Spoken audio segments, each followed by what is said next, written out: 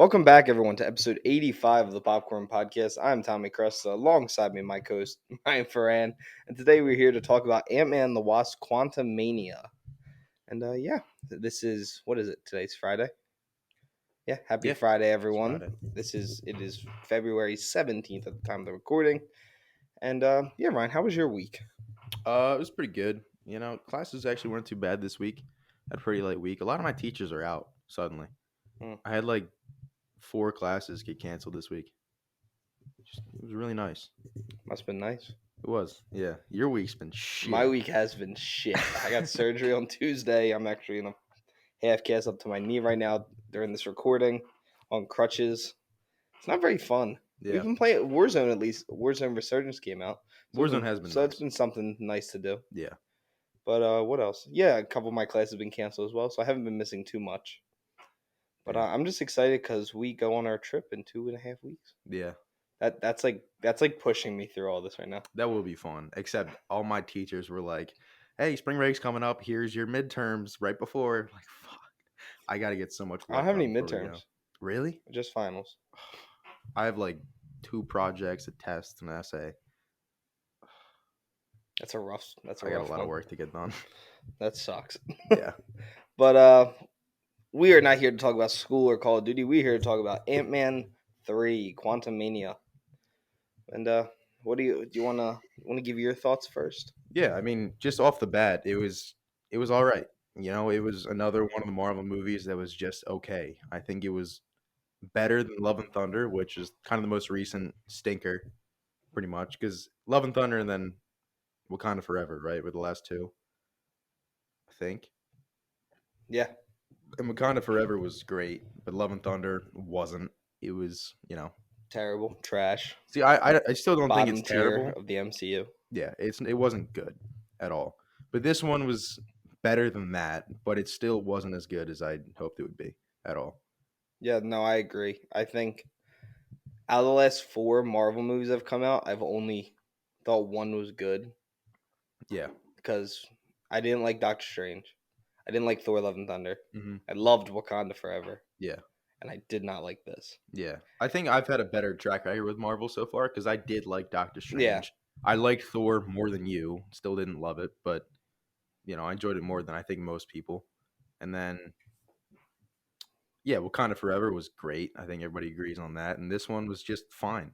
It was a good starting place for Phase 5 in terms of it set up where Marvel's going from here on out.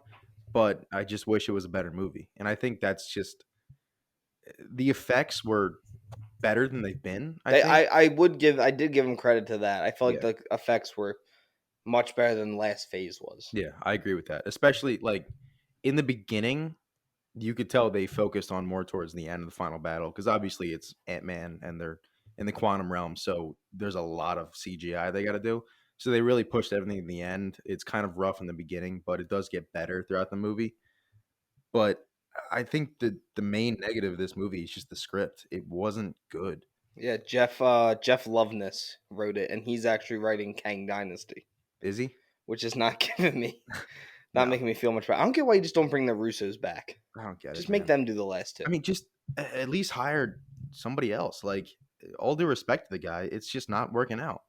I'm sure he can be a good writer, but maybe it's just Marvel isn't for him, I'm going to pull up his filmography. Yeah, I think with the script, it was just weak. There wasn't anything special about this script. Everything that was entertaining in this movie was just through the action, and, it was maybe funnier than some of the other ones. I got a few chuckles out of this movie, but still, most of the jokes didn't land for me. I don't know. It was just weird things too. Like I told you at the end, Cassie calls Hank Pym Grandpa and Uncle Hank in like a 2-minute span. And there's a lot of scenes throughout it where you can tell they definitely filmed something else and then went back to reshoot it. And it was kind of like just a few continuity things that you were like, they shouldn't be there right now. But it was nothing that ruined the movie. It was just little things that just, I don't know. It just didn't, it wasn't good. Yeah, no, and I looked up Jeff Loveness's IMDb. Mm-hmm. He won an Emmy for he wrote Jimmy Kimmel. He was one of the writers. Gotcha. and he also wrote an episode of Rick and Morty. That's it. That's all he's ever done. That's it. Yeah, and I get like Marvel's getting a lot better with giving people opportunities to do Yeah, stuff. which is great. I love bringing more people, get some new ideas, but Make sure they know what they're doing. yeah, if those ideas aren't working out, you just got to go a different direction. People aren't happy, and yeah, you're still gonna make money because you're Marvel, but at the same time, if this new saga fails, then if they go for another one after this, it's not going to be the same. I If don't think. this saga fails, it will be the downfall of Marvel, of I the agree. MCU. Yeah. Because like if the Infinity Saga is huge, Yeah. this is a bigger story to tell than Yeah, I agree. And they're also giving it a lot less time. Like the Infinity Saga was over what, 11, 12 years? 12 years. Yeah, and this is over 5 or 6. Yeah, I don't know, but I do have a positive. So when I'm watching a Marvel movie, I never notice like cinematography. Like I Yeah. just feel like it's not as prominent because a lot of it's CGI, which I know Yeah. that cinematography is still a thing. But I will say Bill Pope did a great job because some of those shots Yeah. of like the quantum realm were Mhm. really good, Yeah. and I thought that he did a really good job with that. I agree with that. And they also used the volume for this. Yeah, and It that wasn't the volume just looks better. Yeah. It's also it gives them a chance to save CGI on the characters because there are a lot of CG characters. You can see it in the trailers and everything. So, you know, making the background just a screen, I'm sure it saved a lot of money first off, but also time for the artist to, dial in with the characters, which I think the full CGI characters look pretty good in this movie. Yeah, no, I thought this was probably the best CGI in a while Yeah, because I think definitely. this CGI was still better than Wakanda Forever's, which it was more Hmm. minimum. But the shots underwater, I didn't think looked great. Yeah, I thought the majority of this movie looked really good, yeah, I agree. but I when that yeah, what we said that's not why we're having an issue with this movie. The issues with me were the characters. Like the acting was good, I just didn't care for a lot of it. Yeah. And I get that they want to always have like a weird creature now whenever they do like dimension stuff. Hmm. But Star Wars, that's Star Wars' thing. Let Star Wars do the little Yeah. creatures. That's fun. They're just trying so hard and it's ruining the tone of the movie. Yeah, I agree. This movie definitely we leaned over to each other and went like, those are just Tusken Raiders. Like this whole movie was super inspired by Star Wars to a point where they really didn't try to hide it at some points. Yeah, they didn't try and hide it at all. Yeah. It But going into the actual reviews of the movie so far, it has a 6.6 out of 10 on IMDb, 48% critic score on Rotten Tomatoes with 84% audience score, has a 50% on Metacritic, and then 85 on Google. Do you want to give your score? Then I'll do mine. Yeah, I think I'll give it like a 63. I'm giving it a flat 60. Like I had it at a 58 last night, Hmm. but I think it was that fine. Jonathan Majors' performance was good enough for me to put it at a 60. Yeah, the final battle saves this movie. I think we both said it. The first 15, 20 minutes are terrible.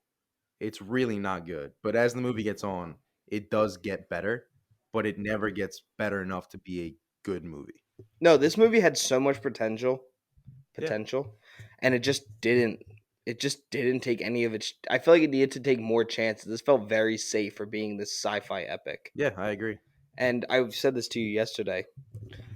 I've never seen a movie that feels like it needs more runtime, but at the same time Hmm. could have cut so much. Yeah. And that's a huge thing. Like every movie, you can only be like, oh, you could cut a scene or two. This Hmm. felt like you could have cut 40 minutes, Yeah. but it also needed another hour Hmm. I agree. because it felt like yeah, we're learning about Kang, and we did learn a bit about him. Yeah, I think we learned a good bit. I think for people who don't know who Kang is, I think this movie did set him up pretty well. Yeah, but then I felt like Cassandra Lang, Catherine Newton. Yeah. I didn't know anything about her. Like, I get she's his daughter and everything, but I want Hmm. to feel the relationship more between her and um, her papa, Michael Douglas's character, Yeah, Hank because Pym. they talked about how they were like kind of besties behind his back, Yeah. and I feel like that should have been like a main thing then. Yeah. And if they're that close, then why did it feel like the whole time she was already super close with Scott Lang, Ant Man, even though he's missed all this time with her? Yeah. I feel like there could have been a little bit more development in their relationship when right away they just felt like Hmm. father daughter, which I get they are, Yeah. but Like you get a lot of time with them together when she's little in the first two Ant-Man movies when she's a kid. But then after the blip and she's all grown up, and you see that in Endgame with it's a different actress, but you see her all grown up, and then that. But there is a lot of time that he missed, which I wish we got into more in the beginning of this movie. I Because we got a think, hint of it, yeah, but it wasn't a well done scene. and I think that's what you were talking about, where certain parts of it needed more runtime, while other parts could have been cut. The beginning is a perfect example of that because the beginning of the movie, they're in the quantum realm and like Within it gets 5-10 started. minutes. Yeah, the first maybe 7 minutes. You don't get time for them to like establish what's been going on since the blip, and it's all done, in kind of like the low parts of the action Yeah. throughout the movie. I will say, I thought Michelle Pfeiffer was awesome. Yeah, she was great. I love Michelle Pfeiffer. I had a crush on her. I think she was probably my sexual awakening from Batman Returns. Uh-huh. But man, she's still got it. She's still just Michelle Pfeiffer. Yeah. No, she was great, and I think the relationship between her and Michael Douglas's Hank Pym That was was nice. pretty good. And Her and Evangeline Lilly didn't work for me. you didn't I like couldn't. that? It didn't feel like genuine. Yeah. I didn't think it was great, but I mean, I still like Evangeline Lilly as the Wasp and Hope Van Dyne. Yeah, no, she as She's the great. Wasp was great. Yeah, she's good in that character, but I can see that she didn't. I don't know. I also Yeah, didn't get the point of Bill Murray.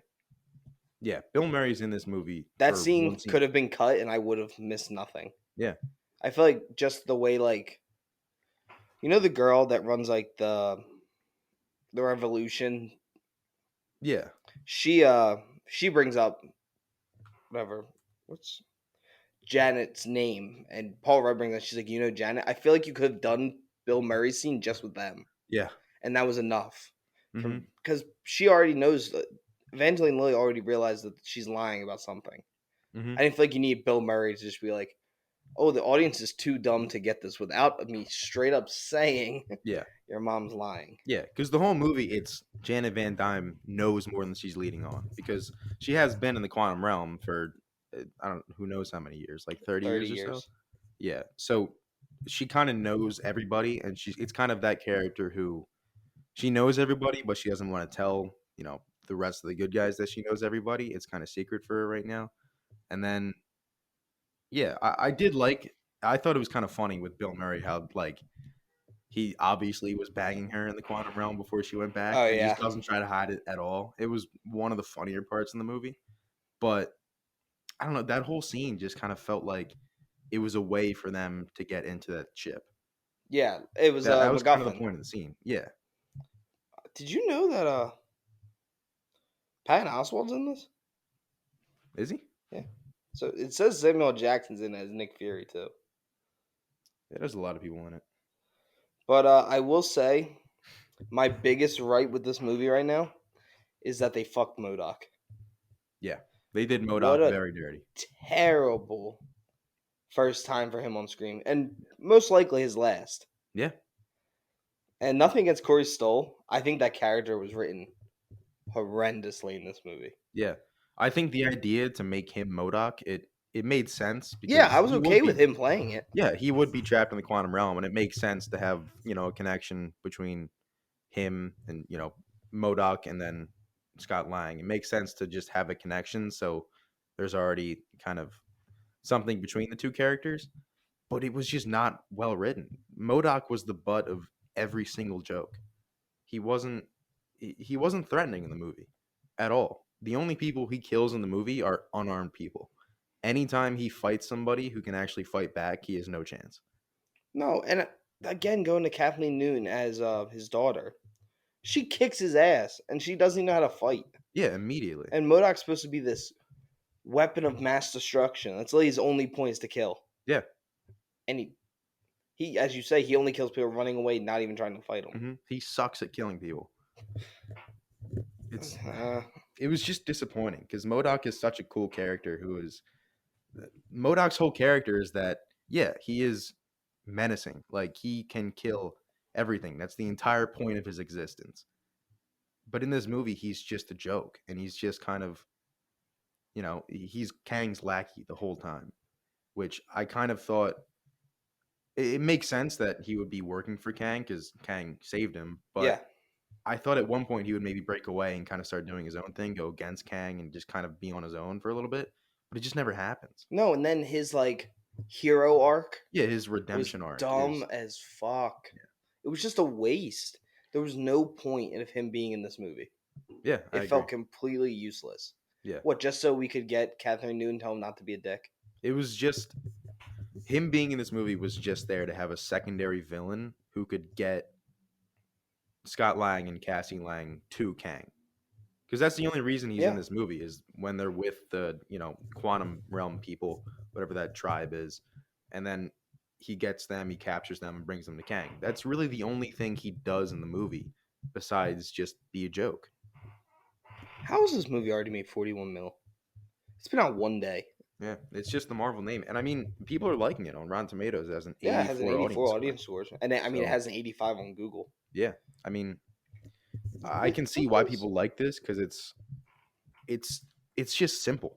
Like, and that's not a diss to like anybody who likes it. I'm not calling you simple. I'm just saying this movie it didn't take many chances. The final battle was cool, Again, and that very was it. safe, though. Yeah, very safe. Nothing crazy happens. And with a character like And I liked MODOK, when Kang started fighting, yeah, like with his powers, but it was so short lived. And this guy's supposed to. I get he's not the Kang. Like, he's kind of a more useless version of Kang. But still, he gets beat by ants. That's what you're going to. yeah. I mean that whole ant thing too, like the fact I mean I guess it made sense because they can get stuck in a time, whatever the hell you call it, and live for centuries and be able to kind of evolve over time in the span of a day. But it's just comes out and then Hank Pym's like, "Oh yeah, we got the ants back and they're gonna help us," and then they save the day at the end. It's not even Ant-Man who wins; it's the ants. It's the ants. Yeah. You know what's funny? All I could think about when he kept talking about how much he likes ants Hmm. was the first, like, promo video of them just doing the slap beat. Yeah, that was Ants. great. That's all I Yeah, could think man. about. So I'm disappointed in Google now. Hmm. This has a higher score than the Batman does on Google. What does the Batman have? 81. Really? Yeah. Damn. What's the audience score for the Batman? Batman audience score is higher. It's an 87. All right, that's good. Batman Rotten Tomatoes critic score went up. It was down to an 83. Now it's back to an 85. Cool. Yeah, I think this movie is just mostly missed potential. I think it sets up the rest of Marvel pretty well. I think with Kang, I think, like I said before, if you don't know who Kang is, you're going to get a decent understanding, especially at the end with the post-credit scenes and stuff. But you just could have done so much more. You could have made him more menacing. I get it. You can't have Ant-Man beat Kang because then how is he going to be like an Avengers level threat? Yeah. But at the same time, You're going to have ants beat him? yeah, you can't have ants beat him. And I get that at the very end he fights him without powers and it's just a fist fight, Yeah, which but Kang still whoops his ass. yeah, which was a cool scene because Kang Yeah. does fucking destroy him. But I mean, especially with MODOK too. Just save MODOK for a different story. Don't have him be a secondary villain who does nothing. MODOK is a cool character. Yeah. He's not a joke. And I get like with the design too, they Yeah. went for it. They went for the giant Oh, they face. tried. But the second it got revealed, the whole theater just laughed. Well, because it was so ridiculous. And I even said it. All I could think about was George Lopez and Shark Boy and Lava Girl. Yeah. I mean, MODOK was the joke the entire movie. The guy in front of us was dying. Every time Well, 'cause MODOK it was on was screen, he was ridiculous. cracking up. Yeah. And he should have been more messed up in the face. He should have been. He should have been, like, deformed. Yeah, have it been like scars or something, or just I don't even know. Just make him cooler, And I get the mask was more comic accurate, but just make that his face. I did like the mask. I thought he looked good when his mask was down. Yeah. I just didn't like him once it did come down. Yeah, I think you just went too far in with having it be what's his name's face, because it's not even like they try to make a MODOK. It's just straight up Corey Stoll's face, just big. I think if you're gonna go for MODOK, you got to give him like the hair on the top and make it like a bowl cut. Basically, that's kind of what it is. Just kind of can't see it. Then have like the white eyes and real scrunched up face, big teeth. You can make MODOK cool. They just didn't even try. They just did it a giant face. Yeah, it was not good. Do you wanna hear a 1-star review about it? Yeah. This is Electra Davis. This is a 1 out of 5. This movie is a disaster, on par with Tom Brady's unretirement. I am not a diehard comic fan, but I did spend a period about 6 years going to every Marvel movie with my son. So it gives me no joy to watch the franchise devour and eliminate its legacy. I don't even know which of their planned phases Marvel Studios is in at this point, but I hope to God this is the last. No one forced me to watch this movie or any that may follow, but I feel compelled by empathy to share with fellow viewers that they will be paying $15 to see and 15 plus dollars to see, including the limit of Paul Rudd's seemingly endless charm. Likewise, Jonathan Major's considerable acting talent. Neither is strong enough to carry this bloated whale carcass. That's it. Yeah. I think that's fair. They put a lot of stuff, they put a lot of characters into this movie, a lot of ideas, and they were all undercooked. And I think it's just the script. Yeah, no, I think the script really fails Yeah. all the actors. I think the directing was done well. Like you said, cinematography, it looked good. It just there was nothing to like there was nothing to get into. There wasn't like a good story. No, it felt very meh. Yeah. Like I feel like you would have a good scene, and then you have four scenes that like I was like, why is the point of this even in the movie? Yeah. It I think they just wanted to kind of show off more and have it be like, "Oh, it's Ant-Man. Let's make it funny again." And yeah, Ant-Man's a funny character. I like the funny Ant-Man movies. But this one like if you're going to make a funny movie, don't have MODOK. I know. I MODOK thought. is I Oh, don't get it. continue. No, you can go ahead. This feels like. So I feel like going into Ant Man 3, they kept telling us like, oh, this is a much more adult Ant Man movie. Like this is darker, less comedic. Like this is a serious movie. Yeah. And I was getting excited for that. I thought that we were gonna get like a Ragnarok. Like the first two Thors are very like hokey, whatever. Yeah. And I thought this one was gonna be like set like get like a 90. It was gonna be some great Yeah. sci-fi epic. And then it felt more like Love and Thunder did, where they kind of just made Paul Rudd useless, Mhm. and they made just like how they made Thor useless in Love and Thunder. It just felt so lazy. Yeah. It didn't feel like there was like made out of love for this character. Like Mhm. the first Ant Man feels like it's made out of love for the character of Ant Man, Yeah. and like they did him justice. Even the second one, which isn't adored by everyone. I know you're not a huge fan of it, Yeah. but that one's still like It's you still still love Ant Man after watching that movie. Mhm. This one, I'm kind of hoping they don't make another one Yeah, solo movie. I agree. And I think like you said about Ragnarok, Ragnarok is it's a good point to like kind of base this movie off of. Like you can make Ant-Man funny like Thor's funny in that movie. But at a certain point like Ragnarok does, you have to have him be at, just rock bottom. Like Thor gets his eye cut out, and from that point on it's really not that funny anymore. It gets super serious. This Yeah, movie has points where it's serious and then it gets jokey again. And then it gets serious in the last like 5 minutes when you could have made the whole final battle serious. yeah. When it's not, especially with MODOK. I mean, when MODOK dies, the guy in front of us literally fell out of his chair laughing. And he wasn't laughing because it was funny. I think he was laughing like this is ridiculously Yeah, like it wasn't good. He's like, it's up there with the dancing Spider-Man scene for me. Like I think that MODOK death scene was horrible. yeah, Like I did not find it funny. yeah. When And he was like, "Am I an Avenger now?" Like, dude, shut up. like I thought this was gonna be like I was expecting so much more out of this movie, and I think that's why I'm so mad about it Hmm. because I expected so much better out of it. Yeah, And I really thought that Kang, not to take away from the scene, I thought Kang and Ant Man's fist fight was going to be like an epic, like that was going to be the final battle. yeah, It was really like 5 minutes, and not even. those 5 minutes were yeah, not even that was Yeah, great. hmm, it was good. But I kind of didn't feel like nervous at all for him. Yeah, Like I was like, oh, he's going to win this. Somehow he's going to win, even though he can barely land a punch on him. hmm, And then as soon as the fight's over, like you could see how beat up he was during the fight. Like he was hobbling. If yeah, like as soon as the fight was over, he was fine. yeah, And I don't know. I just really did not enjoy it. yeah. I'm just sad. I think the problem is that they're just the great Marvel movies are good because you can tell everyone involved love the comics, Yeah, especially the writers. You have the Russo bros who love them. James Gunn with the Guardians movies loves the comics, and Taika Waititi even I think really likes the Thor comics, and Ragnarok was great. Love and Thunder, not so much. But Trash. yeah, I think this one, especially you see it in MODOK, is just they obviously didn't read the comics. They don't know who MODOK is. And I'm not one of those guys who's like, it has to be just like the comics. Iron Man 3. I like the what's his name twist. Oh, the Mandarin twist. Yeah, I don't mind that because it fits that style of this movie. But I think MODOK just didn't fit what this movie was trying to go for. Because you can tell they kind of tried to go for something more serious, but every character is a joke. Yeah. It just what they tried to go for, they just completely failed at. No, I completely agree, and that's why I wish. That's why I hate seeing audience scores so high. Because yeah, I get like people are probably enjoying it. And I'm not taking away from their enjoyment.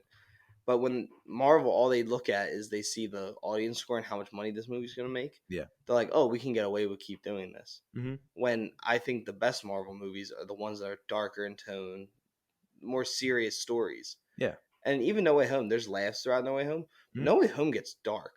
Yeah, he gets And that the is one shit of the, kicked out of him. yeah, and like that's the apartment fight sequence is one of the best Marvel sequences. Mm-hmm.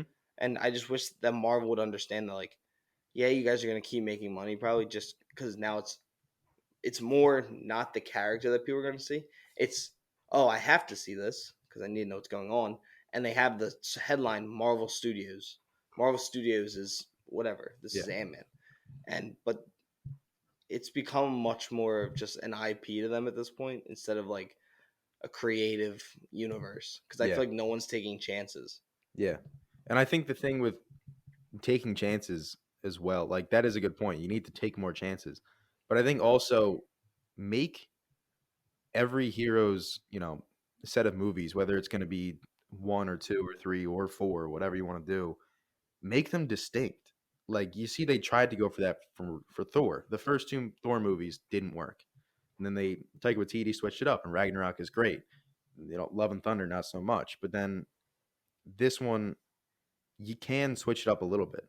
I get you kept Peyton Reed the whole time, but you got a different writer for this one. It's a totally different movie. It feels complete. It looked different. It felt different. Yeah, And I'm agreeing. I agree with what you just said. How you everyone's movie should feel different. yeah. Like with Captain America too. I get the first Captain America. It kind of needs to feel different because it's way back in World War Yeah, II. Then the next one's Winter Soldier and Civil War. It's both the Russo brothers, and they yeah. both have a very distinct feel to them. Same thing with the Iron Man movies. Maybe, you know, 3 Iron doesn't Man. feel much like 1 and 2 did, Yeah, but that's but I because think it's a it's different better than director. 2. Yeah, I agree. But it still has a feel over the 3 that's different from everyone else's. Yeah, While Ant-Man 3 feels much similar to Love and Thunder. yeah. Ant-Man 3 and Love and Thunder, like most of the more recent Marvel movies, excluding Wakanda Forever, because that is very much Yeah, and I would say Ryan No Way Coogler's Home movie. still feels like its own Yeah, that feels like a story. John Watts movie. But the other ones, it's just kind of getting lazy. They're getting very samey. They're getting complacent. Yeah, they're just sticking to a formula and they're not trying to hide it because every Marvel movie sticks to the Marvel formula. Yeah, they're But to a these, point they have to follow it, but like you can still like No Way Home follows the Marvel formula, but yeah, does it in this like epic, yeah, exactly. darker story. Yeah, they do a good job of hiding it and making it their own movie while still following the formula. These ones aren't hiding it at all. No, It's just point A, point B, point C, movie's done, and they're not taking any chances really. no, I'm just disappointed, and I don't love uh Doctor Strange too. Like I don't. I talked about. I said it was the most disappointing movie of the year for me. However, they still took chances, and I'll give Sam Raimi credit. He went for his own style. Yeah, Like that was a Sam Raimi movie that happened to take place in the MCU. yeah. This felt like Kevin Feige was like, "Oh, this and this and this." Like it didn't feel like Peyton Reed really had say Hmm. because it didn't feel anything like the first two. No, I didn't think so. Yeah, Yeah, yeah. I mean, also another thing. This is kind of like it's been happening more and more. But keep the fucking masks on the superheroes, dude. I get it. Paul Rudd just won Sexiest Man Alive. Doesn't mean he has to take his mask off in the middle of the battle, dude. agreed. Like they do it every time, and I get it. Like you want to show the actor's face, but I, I mean, it's a superhero movie. I don't come to watch Paul Rudd. I come to watch Ant Man. Yeah, keep the mask on. Just it's just the little things like that in this movie that just Like I'm rub okay me with the wrong way. Kang taking his off because Yeah. that's a lot. That's different. But like again, I know the Advanced Spider-Man 2 is not a good movie. I get that. Mhm. When he only in the Peter suit, not in the Peter suit, in the Spider-Man suit, he only has his mask off twice. Yeah. And that's what I like. Stop taking your goddamn mask off. We're Yeah. watching Spider-Man, we're watching Ant-Man. We're not watching Paul Rudd, Andrew Garfield. We're watching these movies for the character, Yeah. not for us to see Mhm. Paul. Because I'm agreeing with what Anthony Mackie and Quentin Tarantino said. They're not movie stars. These characters are stars. Yeah. We're not going. It's not like seeing True Lies for Arnold or seeing Rambo for Sylvester Stallone. We're Mhm. seeing these movies for these characters, and you taking the mask off takes us out of the character. Yeah, I agree. Whenever we rip on movies, we really go full fledged into it. I hope my oxys aren't making me sound crazy. Hold on, let's clear that up. You had surgery, that's why you're on oxys. Oh Because yeah, you're yeah. If you you're guys not. Yeah. skipped our intro, I just got surgery done, so I'm not just taking You're not just popping oxys randomly. oxycontin. Is there anything else you want to add? No, I think it's this movie was just all right. Like it could have been so much better. They just didn't take enough chances, and the chances they did take were okay. I thought Kang was really good, and I thought Michelle Pfeiffer, Janet Van Dyne, she was well acted, but the script was just so undercooked. There was nothing to like latch onto. And if you want to watch this movie to just watch stuff happen and just watch action, yeah, you'll enjoy this movie. But if you want into this looking for a good superhero story and something you like sink your teeth in and pay attention to, this isn't. We It's not didn't get great. that. Yeah. And I will say, didn't put up fan questions. So all we have left is the suggestion of the week. Gotcha. How? I just don't understand. We're 85 episodes in. How do you not remember? I don't remember a lot of things. You don't. I will not hold that against you. I'm going to recommend One Piece, the longest running anime of all time. It has over 1,075 episodes. It's a very funny show. If you're not a huge anime person, I think One Piece fits for everyone because it's not crazy anime hentai girls and stuff like that. It's very simple. It's literally just about a bunch of friends becoming pirates, Yeah. and the one kid has like Mr. Fantastic powers. And yeah, it's on Hulu. It's very funny. Highly recommend. Cool. If I recommended the Grand Budapest Hotel, No, all right, that's an easy one. Go watch that. it's a great movie. Great Wes Anderson movie. All Wes Anderson movies are great. Yeah. But yeah, that's all we really Oh, have. I should have recommended an Edgar Wright movie You because he should should have directed these. We were Ant-Man movies. robbed. Would have been so great. Go watch the Cornetto trilogy. All three are great. They're very good movies. Very good. But yeah, thank you guys for tuning into this episode and our review of Ant-Man 3, Ant-Man the Wasp Quantumania. Make sure to check us out on Spotify, YouTube, Google Podcasts, Apple Music, and anywhere else you can find podcasts. Make sure to follow us on TikTok, Instagram, all the social medias. Ryan, is there anything you want to add before we get going? I think I'm pretty good. Okay, next episode will be Raiders. We will be having Raiders of the Lost podcast on to rank the top 10 animated movies of all time, and later in the following weekend will be our Oscars episode. Yeah. So stick around. We have a lot of cool episodes coming up, and we will see you guys next week. See ya.